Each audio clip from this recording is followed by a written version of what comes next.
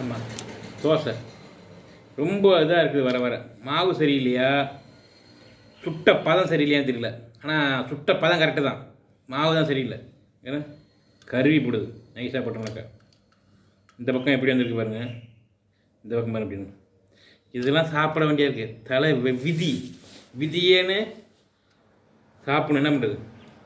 உங்குத்தமா எங்குத்தமா யாரனா குத்தஞ்சொல்ல, இந்த குத்தத்துக்கு என்ன என்று தெரியவில்லை. யார் செய்த தவறோ, நான் செய்த தவறா, கடவுள் செய்த தவறா, எனக்கு ஒன்றும் தெரியவில்லையே.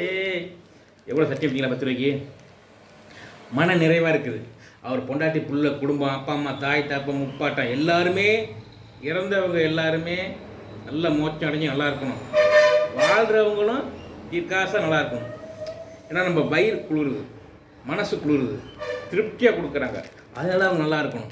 கொடுக்காட்டி போனாலும் பரவாயில்ல, அவனுக்கு எட்டுனது மண்டைக்கு மூளைக்கு எண்ணத்துக்கு சிந்தனைக்கு செயலுக்கும் அவ்வளோதான். ஸோ அதனால் கொடுக்காட்டி போன கெட்டவங்களும் கொடுத்தவங்க நல்லவங்களும் சொல்லவே கூடாது என்றைக்கும். சரி, நீங்களாம் சாப்பிடுங்க. மணி 8:30 ஆச்சு.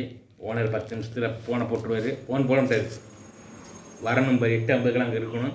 சரி, நான் விடைபெறுகிறேன். நன்றி, வணக்கம். இதோட சாப்பிட்டு அவங்க வேலையை பாருங்கள். நல்ல காரம் அப்பா.